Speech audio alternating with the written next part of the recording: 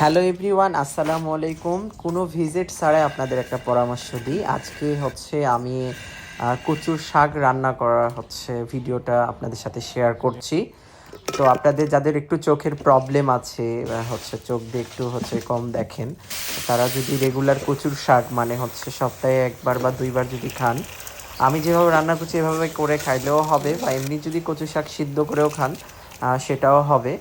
আশা করা যায় আপনাদের চোখের প্রবলেমটা একটু হলেও কমবে। যাই হোক, আজকে আমি রেসিপি কচুর শাক রুই মাছের মাথা দিয়ে রান্না হচ্ছে।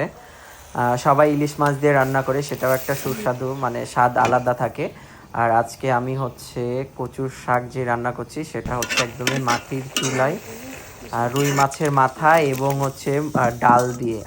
জানি না আপনাদের কেমন লাগবে, তো আমার কাছে খুব ভালো লেগেছে, কারণ ভিডিওটা অনেক আগের করা ছিল, আমি ভয়েস দিতে পারি নাই। আমার ভিডিওগুলো যদি আপনাদের ভালো লাগে তাহলে আমাকে একটু সাপোর্ট করবেন। আমি ছেলে মানুষ হিসাবে রান্নার ভিডিওগুলো দিচ্ছি।